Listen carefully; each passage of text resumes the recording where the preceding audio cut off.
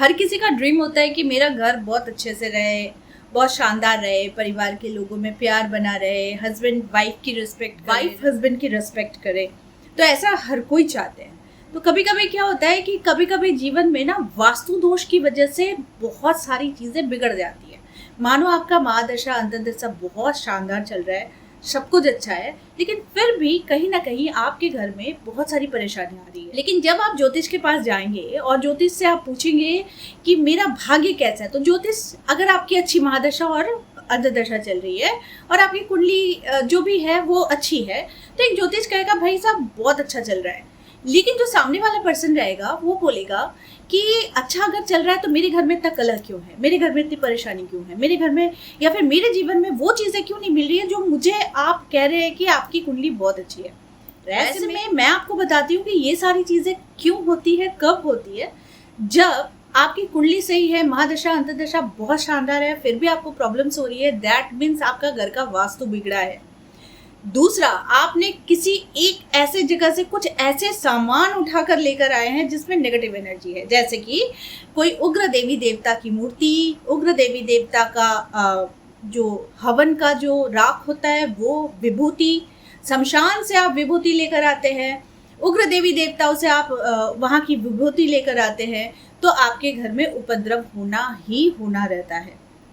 ठीक है। दूसरी चीज़, आपने किसी ऐसे व्यक्ति के साथ कुछ चीज़ें आदान प्रदान की है जो चीज़ें आपके लिए सौभाग्य का कारण था, लेकिन आपने उसे किसी को दे दिया, किसी को एक्सचेंज कर लिया, या फिर किसी ऐसे पर्सन को आपने दिया जिसका भाग्य उतना उसका साथ नहीं देता, या फिर उसके जीवन में बहुत सारी परेशानियां ऑलरेडी थी, आपने उसके जीवन में और कुछ अपना सौभाग्य देकर आपने उसका तो भला कर दिया लेकिन अपना नुकसान कर लिया। अब देखो, बहुत सारी चीजें हैं जो गणना करने के योग्य बनती है, ठीक है ना।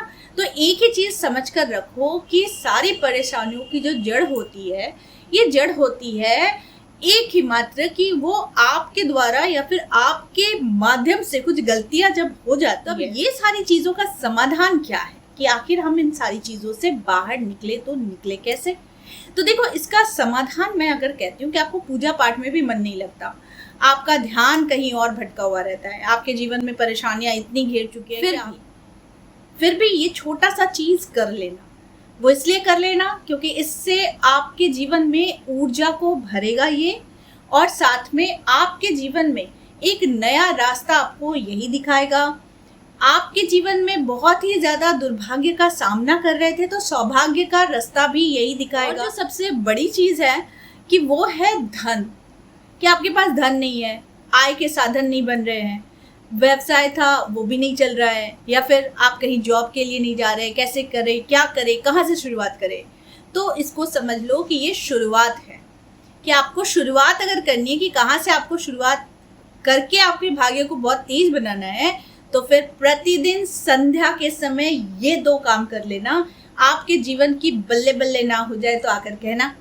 पहला काम है कि आप अपने घर को बहुत स्वच्छ रख लो संध्या के समय में, और हर दरवाजे पर यानी कि आपका मेन एंट्रांस, आपका बैक एंट्रांस, या फिर आपका बैल्कनी है वो, और साथ में आपके हर एक रूम के दरवाजे पर, यानी बेडरूम हो गया, चिल्ड्रन रूम हो गया, आपका किचन हो गया, आपका गेस्ट रूम, हर एक दरवाजे पर आपको हल्दी पानी थोड़ी थोड़ी हर संध्या छिड़क। और दूसरी चीज जो आपको करनी है कि प्रत्येक दिन संध्या के समय में आप कनकधारा स्तोत्र, श्री सूक्तम, विष्णु सहस्रनाम, ललिता सहस्रनाम, ये 4 चीजों में से कोई एक चीज को भी आप अगर रेगुलर करना शुरू कर दो, या फिर इन चारों को रेगुलर करना शुरू कर दो, यानी पाठ या फिर म्यूजिक सिस्टम में चलाना शुरू कर दो, तो मैं कहती हूँ कि आपका सोया हुआ भाग्य दौड़ने लगेगा। हाँ, और यही सच्चाई है, क्योंकि इन सारे स्तोत्रों में और सहस्रनाम में इतनी शक्ति है कि आपके सोए हुए भाग्य को वो उठा देता है। अब बहुत सारे लोग आकर कहेंगे कि भाई मैं तो इससे बहुत समय से कर रहा हूँ पर मुझे तो कोई फर्क नहीं दिखा। तो सबसे पहले अपने घर के वास्तु को चेक करो।